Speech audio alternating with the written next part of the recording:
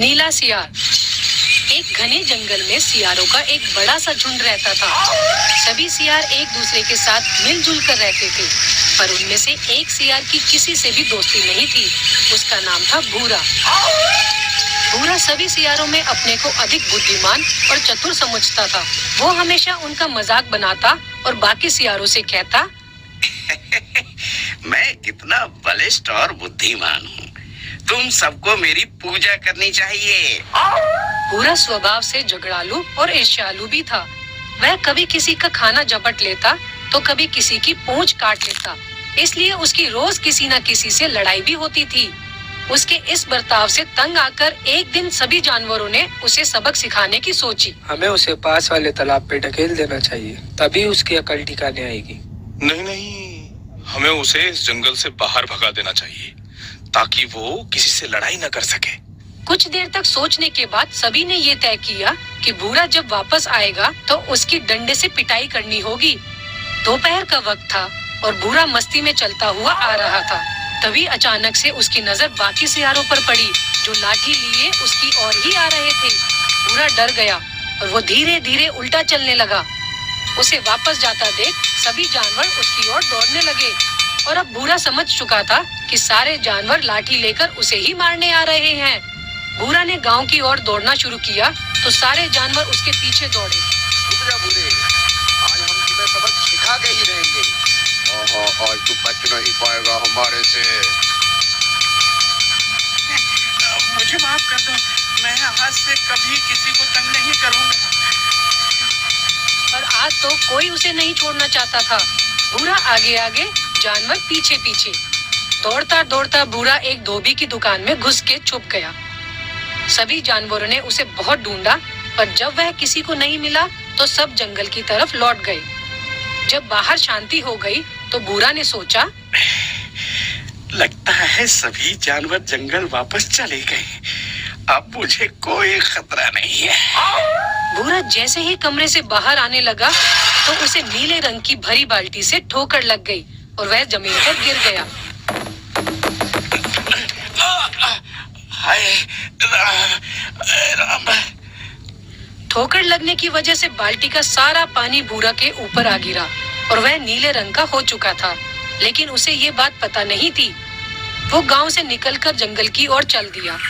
जैसे ही वो जंगल पहुंचा, सारे जानवर उसे देखकर डर के भागने लगे, क्योंकि उन्होंने ऐसा विचित्र जानवर कभी नहीं देखा था। लगता है अब इनकी अकल ठिकाने आ गई है। लेकिन उसे समझ नहीं आ रहा था कि सारे जानवर अचानक उसे देखकर क्यों डर रहे थे। जब वो तालाब के पास पानी पीने गया तो उसने देखा कि वो नीले रंग का हो चुका था। भूरा को सारी बात समझ में आ गई। सारे जानवर मुझे देखकर इसलिए डर रहे हैं क्योंकि मैं नीले रंग का हो चुका हूँ। क्यों ना मैं इस बात का फायदा उठाऊं और सारे जानवरों को डरा कर अपना काम करवाऊं। वो जंगल वापस गया और उसने भारी सी आवाज में कहा, सुनो जानवरों, मुझे भगवान ने इस जंगल का मालिक नियुक्त किया है। आज से तुम सभी को मेरी बात माननी होगी और जो भी मेरी बात नहीं मानेगा मैं उसे खा जाऊंगा। भूरा की भारी भरकम आवाज और नीले रंग को देखकर सभी जानवर डर गए थे। शेर भी भूरा को देखकर डर गया था और वो उसका मुकाबला नहीं करना चाहता था। तो जंगल के सभी जानवरों ने उसे अपना राजा स्वीकार कर लिया। अब तो भूरा की जिंदगी बड़े आराम से बीतने लगी। कोई न कोई जानवर हर रोज उसके लिए भोजन का प्रबंध करता, कोई उसके लिए पानी लाता और उसकी सभी बातों को मानते। आराम का खाना खाकर अब सियार बहुत मोटा हो चुका था। एक दिन जब सभी जानवर भूरा की आसपास बैठे थे तो कहीं दूर से सियारों की चिल्लाने की आवाज आई। उस आवाज को सुनकर भूरा अपना झूठ भूल गया और जोर जोर से सियारों की आवाज में चिल्लाने लगा। जैसे ही सारे जानवरों ने भूरा को चिल्लाते हुए सुना, उन्हें उसके बारे में सच पता चल गया। अरे ये तो भूरा है। इसने हमें बहुत समय तक बेवकूफ बनाया है। आज तो इसकी खैर नहीं। सारे जानवर भूरा के पीछे दौड़ गए और उसे मारकर जंगल से बाहर भगा दिया। अदुई नदी। रमेश और अमरेश दो सगे भाई थे, मगर दोनों में काफी डिफरेंस था। रमेश जहाँ एकदम गोरा और चालाक था, वहीं अमरेश एकदम काला कलूटा और भोला भाला था। उसके कालेपन को लेकर रमेश हमेशा उसका मजाक उड़ाया करता था।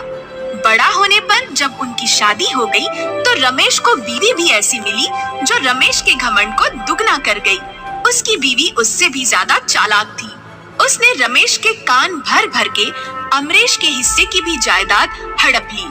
खुद ने 2 स्टोरी का बंगलो बनवा लिया और बेचारे अमरेश को रहने के लिए एक छोटा सा झोपड़ा दे दिया। भोला भाला अमरेश अपनी बीवी के साथ उस झोपड़े में ही खुश रहने की कोशिश करने लगा, पर उसकी बीवी उसे खुश नहीं रहने देती। जब तब ताना मार मार के उसे अंदर ही अंदर तोड़ती रहती। एक दिन परेशान होकर वो जंगल में दूर, बहुत दूर चला गया। रात भर जंगल में ही बिताने के बाद जब सवेरे उठा, तो सामने बहती हुई जादुई नदी में जाकर उसने मुंह धोते हुए मन ही मन कहा, काश मैं भी अपने भाई की तरह गोरा होता।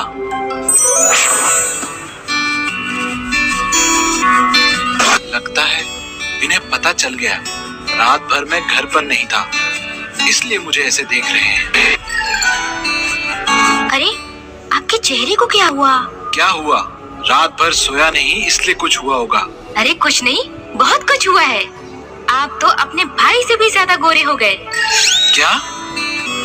अरे ये कैसे हो गया? मैं इतना गोरा कैसे हो गया?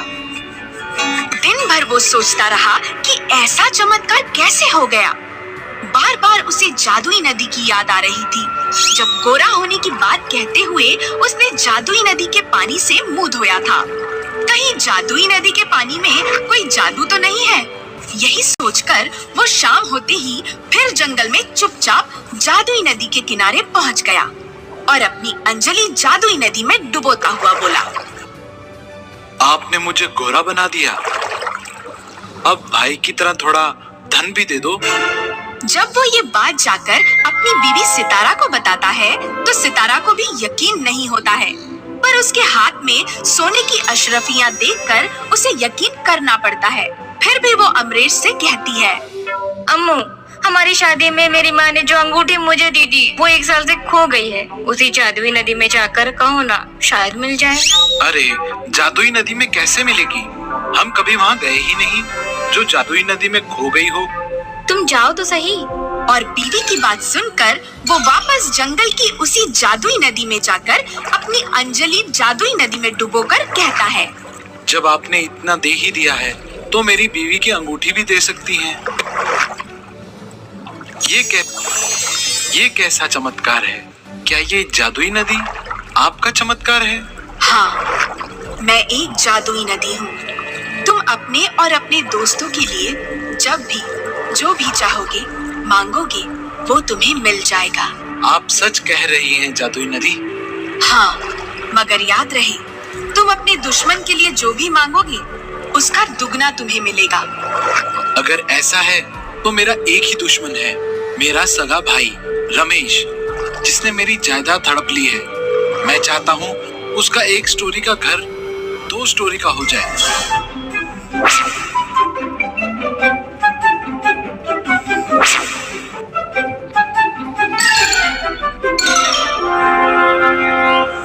इतनी बड़ी उपलब्धि, ये इतना गोरा रंग, इतना बड़ा मकान इसके पास आया कहाँ से?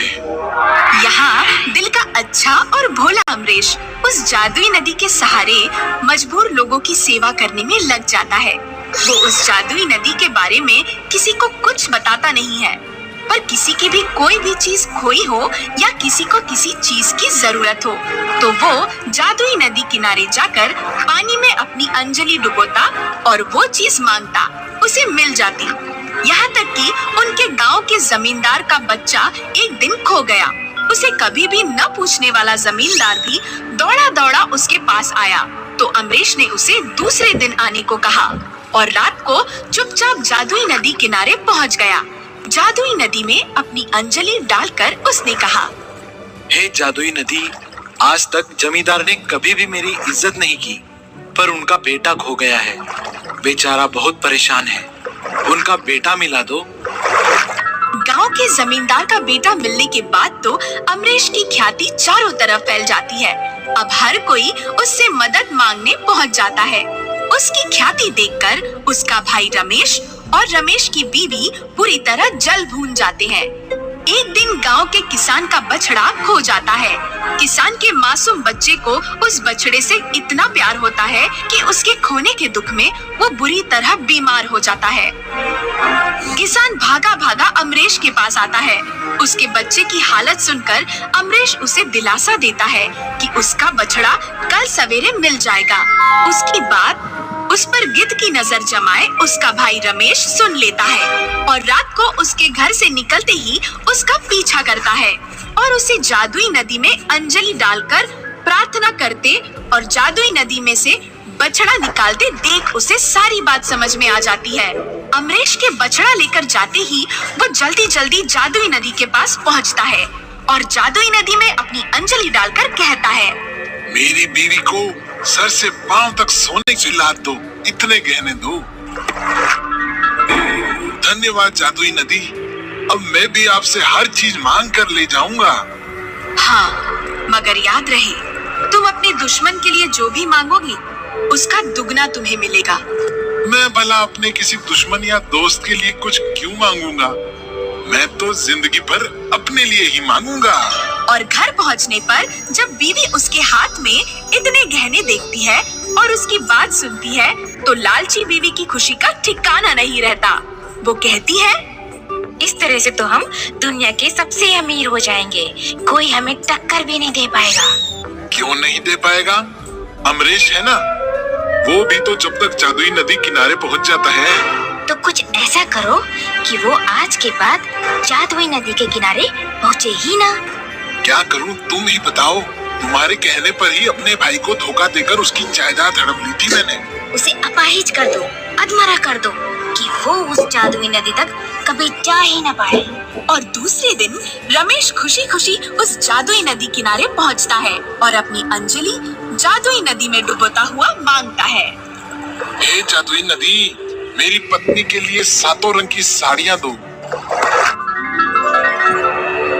हे जादुई नदी, सिर्फ और सिर्फ मैं ही आपके पास आऊं और कोई नहीं।